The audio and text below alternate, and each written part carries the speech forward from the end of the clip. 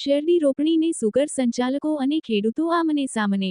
ખેડૂતો કહી રહ્યા છે ઓક્ટોબરથી શેરડી રોપણી કરો. સુગર ફેક્ટરી સંચાલકો કહી રહ્યા છે 1 સપ્ટેમ્બરથી શેરડી રોપણી કરો.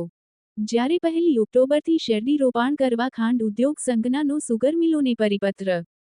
શેરડી પર સંશોધન કરનારા નવસારી કૃષિ યુનિવર્સિટીના વૈજ્ઞાનિકોની પણ ભલામણો કે 1 ઓક્ટોબરથી શેરડી રોપણી કરો. સુગર ફેક્ટરીના સંચાલકો મનમાની કરતા હોવાનો ખેડૂતોમાં આક્રોશ. શેરડીનો ઉતારો પ્રતિવર્ષ ઉત્તરોત્તર ઘટતો જતો હોવાથી નવસારી કૃષિ યુનિવર્સિટીના વૈજ્ઞાનિકોના રિપોર્ટથી ખાંડ ઉદ્યોગ સંઘ જાગ્યો. સપ્ટેમ્બરને બદલે ઓક્ટોબરમાં રોપાણની મંજૂરી આપવાનો સમય આવી ગયો છે. જયેશ દેલાડ. રિપોર્ટર જગદીશ ભરવાડ, ન્યૂઝ 14 સુરત. જયેશ દેલાડ, ખેડૂત આગેવાન. દક્ષિણ ગુજરાતનો મુખ્ય પાક શેરડી છે અને સહકારી પ્રવૃત્તિના કારખાનાઓને કારણે ખાસ કરીને દક્ષિણ ગુજરાતનો ખેડૂત શેરડીની ખેતીને મજબૂત થયો છે.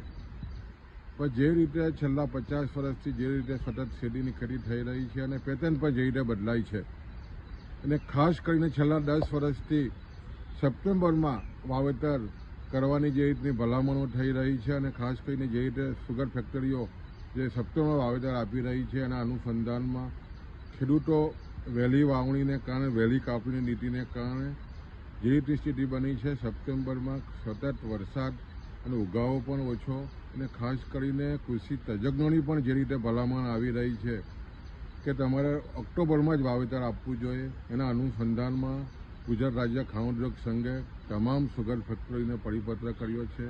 હવે સમય આવી ગયો છે કે તમારે ઓક્ટોબરનું વાવેતર કરવું જોઈએ. તમે જો 10 વર્ષ અગાઉ જે દર એકરે ઉત્પાદન 35 ટન હતું એ ઘટીને આજે 25 ટન થઈ ગયું છે.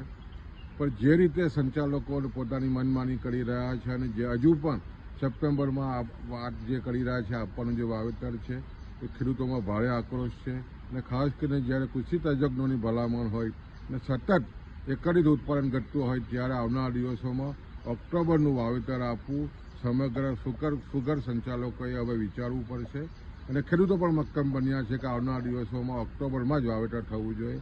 આ અનુસંધાનમાં તમામ સુગર મિલોએ એકત્રિત થઈને ઓક્ટોબરનું વાવેતર કરવું જોઈએ.